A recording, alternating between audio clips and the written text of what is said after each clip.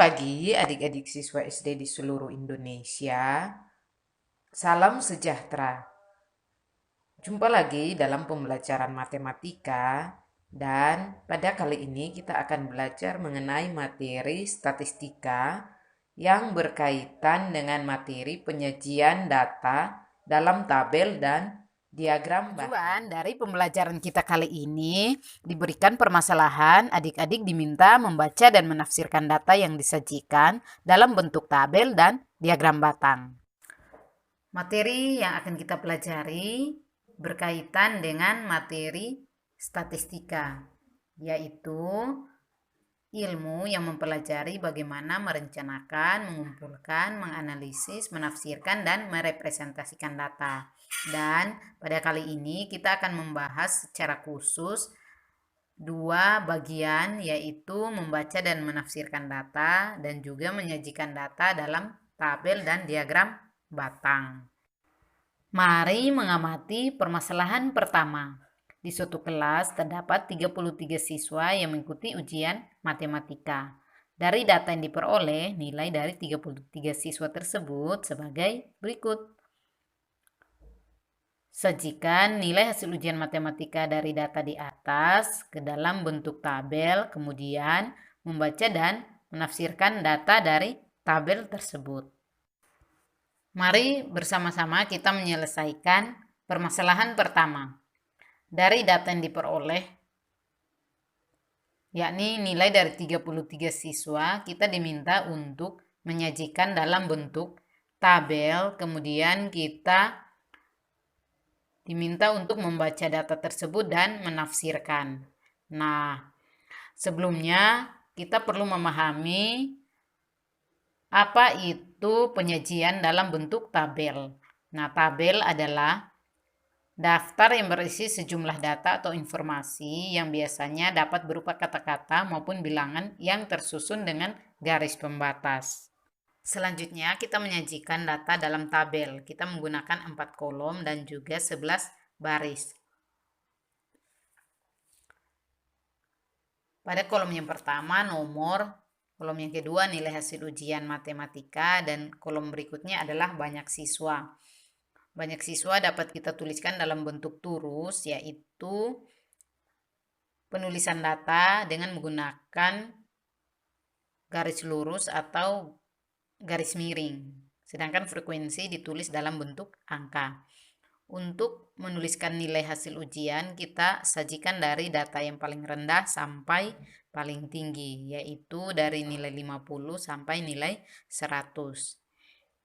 Kita perhatikan bahwa siswa yang mendapat nilai 50, satu orang, terus kita tuliskan satu garis lurus, frekuensinya angka 1. Data yang kedua 55, yang memperoleh nilai 55 dua orang, terusnya kita gunakan 2 garis lurus dan frekuensinya 2. Hal ini kita lakukan sampai data yang memperoleh nilai 100.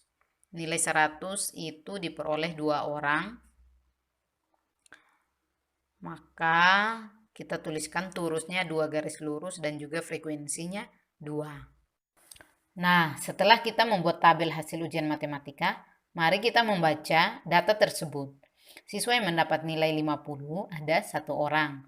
Siswa yang mendapat nilai 55 ada 2 orang. Siswa yang mendapat nilai 60 ada 2 orang. Siswa yang mendapat nilai 65 ada 3 orang. Siswa yang mendapat nilai 70 ada 4 orang. Siswa yang mendapat nilai 75 ada 4 orang. Siswa yang mendapat nilai 80 ada 4 orang. Siswa yang mendapat nilai 85 ada 6 orang. Siswa yang mendapat nilai 90 ada 3 orang. Siswa yang mendapat nilai 95 ada 2 orang. Dan siswa yang mendapat nilai 100 ada 2 orang. Selanjutnya adalah menafsirkan data. Nah, adik-adik perlu memahami apa itu makna menafsirkan data. Menafsirkan data dalam bentuk tabel adalah menemukan informasi lain mengenai data tersebut yang tidak tertulis pada tabel. Nah, dari tabel ini kita bisa menafsirkan data sebagai berikut. Nilai 85 merupakan nilai yang paling banyak diperoleh siswa. Nilai 50 merupakan nilai yang paling sedikit diperoleh siswa. Mari mengamati permasalahan kedua. Guru di kelas Rino mengajak siswa-siswanya belajar di luar kelas. Beliau meminta siswa-siswanya mencatat banyaknya kendaraan yang lewat di Jalan Sudirman setiap 10 menit. Rino mencatat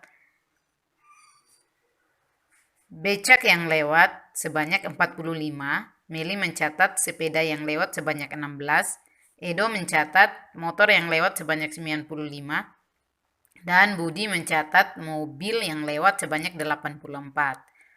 Guru di kelas Rino meminta mereka menyajikan dalam bentuk tabel dan diagram batang.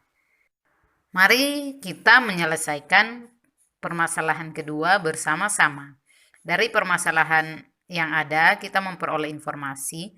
Rino mencatat becak yang lewat sebanyak 45, Meli mencatat sepeda yang lewat sebanyak 16, Edo mencatat motor yang lewat sebanyak 95, dan Budi mencatat mobil yang lewat sebanyak 84. Maka kita dapat menyajikan data tersebut dalam tabel seperti tabel di samping. Selanjutnya, kita menyajikan data tersebut dalam diagram batang, seperti gambar di bawah ini. Mari mengamati permasalahan ketiga. Meli mencatat jenis hobi teman-teman sekelasnya. Data tentang hobi teman-teman Meli ditulis dalam tabel berikut ini.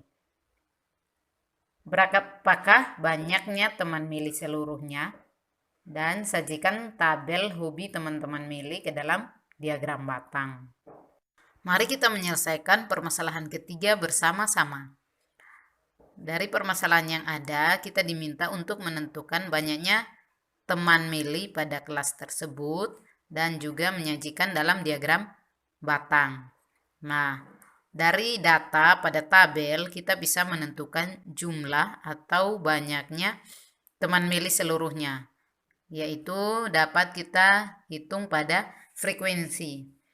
5 ditambah 9 ditambah 11 ditambah 9 tambah 6 sehingga totalnya adalah 40. Jadi banyaknya teman Meli seluruhnya adalah 40.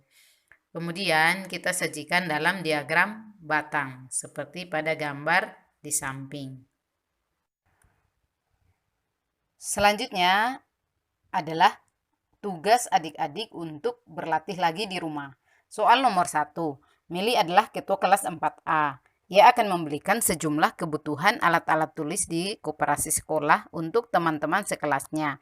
Berdasarkan kebutuhan tersebut, tercatat ada 5 barang yang harus dibeli, yaitu 9 buku tulis, 10 pensil, 5 penghapus, 3 ballpoint, dan 5 penggaris. Buatlah tabel dan diagram batang yang menunjukkan kebutuhan di atas.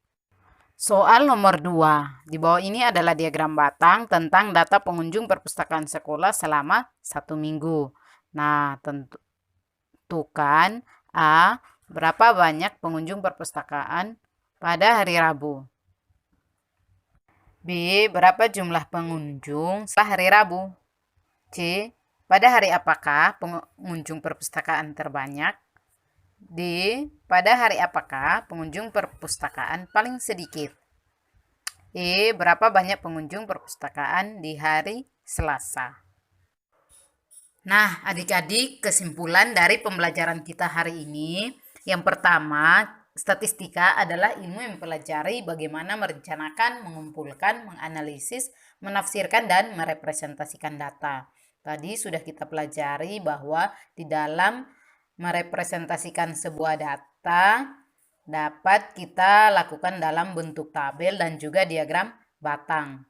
Tabel adalah daftar yang berisi sejumlah data atau informasi yang biasanya berupa kata-kata maupun bilangan yang tersusun dengan garis pembatas. Sedangkan diagram batang adalah diagram yang menyajikan data dalam bentuk persegi panjang tegak maupun persegi panjang mendatar yang sama besar dan terpisah. Terima kasih adik-adik, kita sudah belajar bersama hari ini. Jangan lupa untuk mengerjakan tugasnya di rumah dan sampai jumpa pada pertemuan di video berikutnya.